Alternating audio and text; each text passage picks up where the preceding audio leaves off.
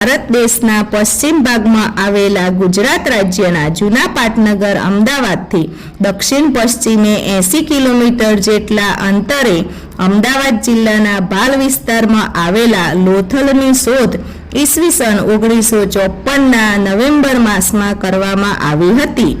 લોથલ શબ્દનો અર્થ મૃત્યુ પામેલા થાય છે. લોથલ કેન્દ્ર સરકાર દ્વારા રક્ષિત અને રાષ્ટ્રીય મહત્વ ધરાવતી પ્રાચીન જગ્યા છે. લોથલ ખૂબ જ જૂની સંસ્કૃતિનું સ્થળ મનાય છે, જેનો સમય ઈસવીસન પૂર્વે 2450 થી 1900 સુધીનો માનવામાં આવે છે.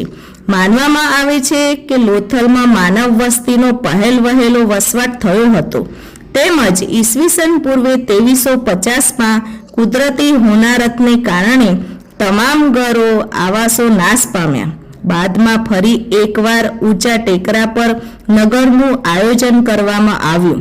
લોથલમાં સુઆયોજિત નગર વ્યવસ્થા હતી તે અહીંથી મળેલા વિવિધ અવશેષો જોઈ માલુમ પડે છે. તે સમયે મકાનો પણ વિશાળ હતા.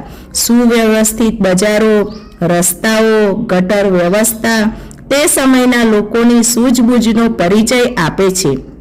ખાસ કરીને અહીંના મકાનો ભઠ્ઠીમાં પકવેલી ઈંટોમાંથી બનાવ્યા હતા. પ્રાચીન સમયમાં લોથલ એક મહત્વપૂર્ણ અને સમૃદ્ધ વેપાર કેન્દ્ર હતું, જ્યાં માળા, રત્નો અને મૂલ્યવાન આભૂષણોનો વેપાર પશ્ચિમ એશિયા અને છેક આફ્રિકા સુધી પહોંચતો હતો.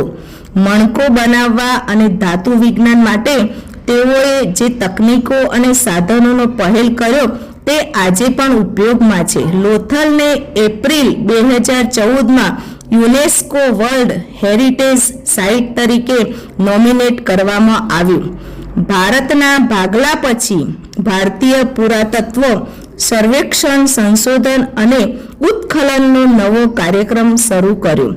ઉત્તર પશ્ચિમ ભારતમાં ઘણી જગ્યાઓ મળી આવી હતી. 1954 અને 1958ની વચ્ચે કચ્છ, ખાસ કરીને ધોળાવીરા અને સૌરાષ્ટ્રમાં 50થી વધુ સ્થળોનું ખોદકામ કરવામાં આવ્યું હતું, જેણે કીમ નદી સુધી 500 કિલોમીટર સુધી પ્રાચીન હડપ્પન સંસ્કૃતિની સીમાઓ સ્થાપિત કરી હતી.